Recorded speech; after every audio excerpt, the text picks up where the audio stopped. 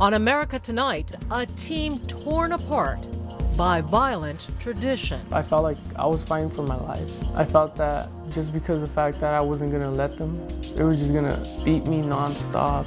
In our series, Sex Crimes in Sport, America Tonight's Lori Jane Gliha investigates a silent crisis in locker rooms, even at the high school level, violent hazing, and how players get away with it. Thanks for joining us. I'm Joey Chen. Tradition goes hand in hand with high school sport. Most often the rituals are benign and help to build team spirit. But a darker side of the locker room rituals is violent, even abusive hazing. And it may be more common than you would expect. 1 in 5 student athletes report they had been victims of hazing. And though recent incidents have led to charges of sexual assault, America Tonight's Lori Jane Gliha investigates and finds that often schools turn a blind eye to the worst of it. They were kicking me. I was kicking them back. They were grabbing my legs, hitting me. 18-year-old Jesus Bonilla is describing his high school teammates, varsity soccer players he admired and trusted, until the day he says they beat him and sodomized him in a changing room at his high school. I felt like I was fighting for my life. I felt that just because of the fact that I wasn't gonna let them, they were just gonna beat me nonstop. They weren't my brothers anymore to me. Jesus had trained for years, hoping to one day become a starting goalie on La Puente High School's varsity team in California. What did it feel like when you were on the soccer field? It's the butterflies that you get. It's a rush, knowing that you're the last guy on the field that could prevent a goal. I wanted to become like a pro soccer player. I really did. And I lost that hope already. It's just soccer is not the same after what happened. I didn't see this turning out to be like how it did. So that's you right there? Yeah. As a freshman, he often heard what he thought were tall tales about a twisted school tradition for incoming varsity players. They called it El Palo.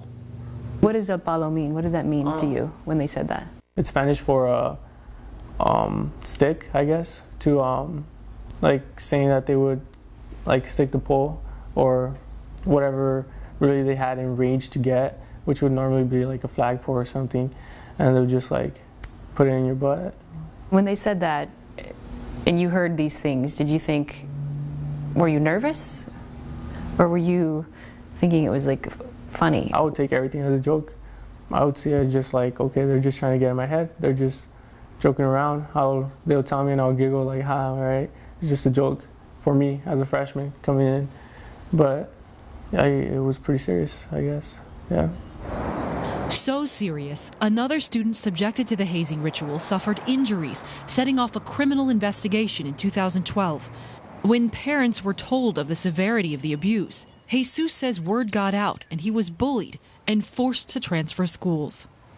Oh, it was hell. It was hell. It was hell for me.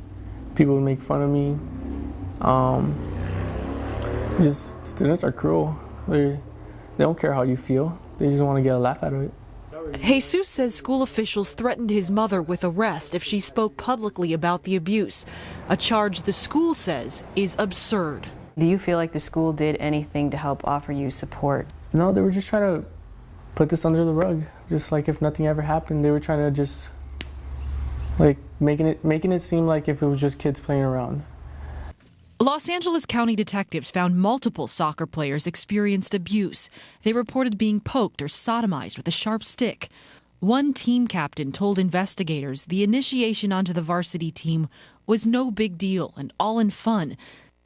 But a judge thought otherwise, sentencing 3 teens for felony assault and a misdemeanor hazing charge. Attorney Brian Claypool says that's not enough.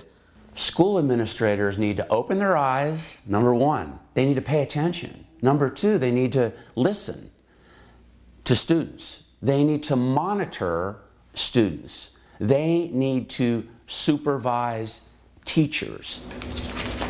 Claypool represents Jesus Bonilla and several others in a lawsuit against Hacienda La Puente Unified School District. He says the coach and the school should have known about the tradition that he says went on for years. It's a culture that's created within a school. This isn't an aberration. This isn't something that just happened out of the blue where an administrator could say, oh, we didn't know about this. Coaches don't seem to wake up until they have an incident. Since the 1970s, Franklin College professor Hank Neuer has been studying and documenting hazing incidents that in some cases have resulted in serious injury or death.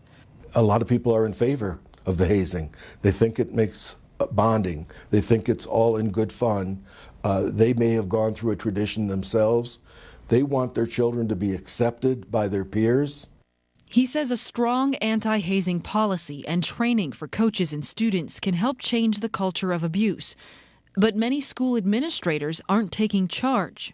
I want to thank all of you for being here. We wanted to know more about the policy at La Puente High School and whether it has changed since the incident involving Jesus. School officials wouldn't sit down for an interview, citing the pending lawsuit. So we found them at a public school board meeting. And we wanted to know what current training exists for coaches and students to prevent hazing in the future. I have no comment on that. Do you have a policy and procedure in place, though? I mean, that's just a simple question. Superintendent, I'm Lori Jane Gleeham from Al Jazeera. I just have a quick question for you, if you don't mind. I need the attorney to talk to. We need to have a huge change in attitudes in this country toward initiations with the idea of safeguarding our young people. Supposedly, the first responsibility of a school is to educate students, but right behind it is to keep them safe. In many instances, we have not kept them safe, and we still aren't keeping them safe. For me, that's problematic. Neuer says hazing abuse has become increasingly violent and sexual. 47% of all entering college students say that they were hazed at the high school or junior high level. Now, you can't go a week during sports season without 2 to 5 hazings involving young people, and a lot of those are sexual assaults involving sodomy, improper touching, putting buttocks in their faces. That did not happen in the 70s when I was writing about it. It's happening now. Recently, Sayreville High School in New Jersey canceled the season after reports surfaced of senior players sodomizing younger players with their fingers. And officials suspended a Georgia soccer team for several games after an incident involving a student who ate a pickle from another athlete's body. And for one young player in Vermont, what began as hazing ended in tragedy. We buried our son August 31st, 2012, and we thought after that day there could be nothing in this world that could hurt us more. We were exceedingly wrong. Jordan Prevey was a football player at Milton High School in 2011 when his teammates held him down and sodomized him with a broomstick. In 2012, Jordan killed himself. This January, his mother told a Vermont court she never learned of the abuse until after her son's death, more than a year later. We are still trying to cope with Jordan's suicide, and now we have to live with the image of what happened to him on that football team. Detectives found at least 5 players participated in hazing their teammates with a pool cue and a broomstick, including Ryan Carlson, who pleaded guilty and apologized this year. I should have intervened and stopped it. I should have meant to be here, but I was not. I'm sorry. Jordan Prevey's family is now trying to get a law passed that they call Jordan's Bill. The law would hold schools more accountable when it comes to quickly reporting all accusations of sexual abuse to Child and Family Services and police. Meanwhile, Jordan's family says they are trying to find compassion for the perpetrators and strength for themselves. Jesus Bonilla is trying to do the same. What would you say to the kids if they were sitting here right now? I see it as, at the end of the day, they were victims too. They got it done as well. The cycle of abuse will not be broken, he says, until players and their coaches confront the problem rather than hiding it.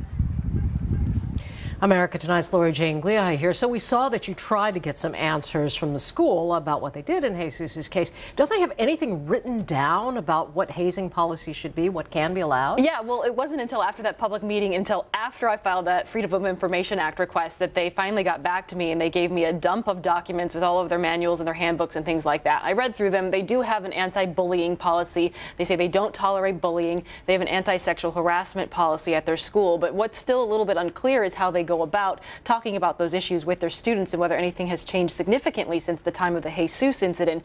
But they do say they also have training for their staff to talk about how they should supervise kids and things like that. Yeah, it's quite incredible, but what is even more disturbing is that it is not just this school. This happens all over the country. You know, what has been done to make it more effective to protect kids? Yeah, well, I mean, this is happening all over the place, and unfortunately, a lot of places you don't hear about it until after it's in the court of law and until the police have gotten involved.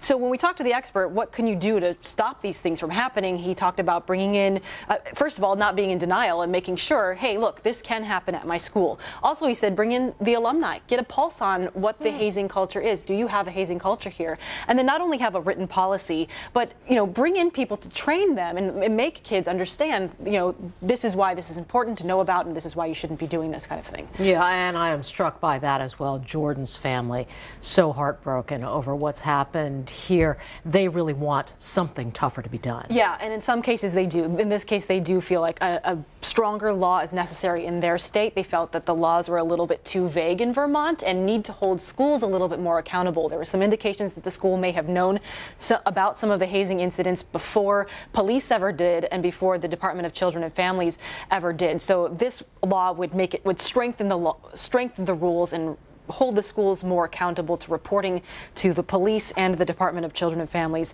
and hopefully prevent an incident like this from happening again. America Tonight's Lori Jane Gliha, thanks.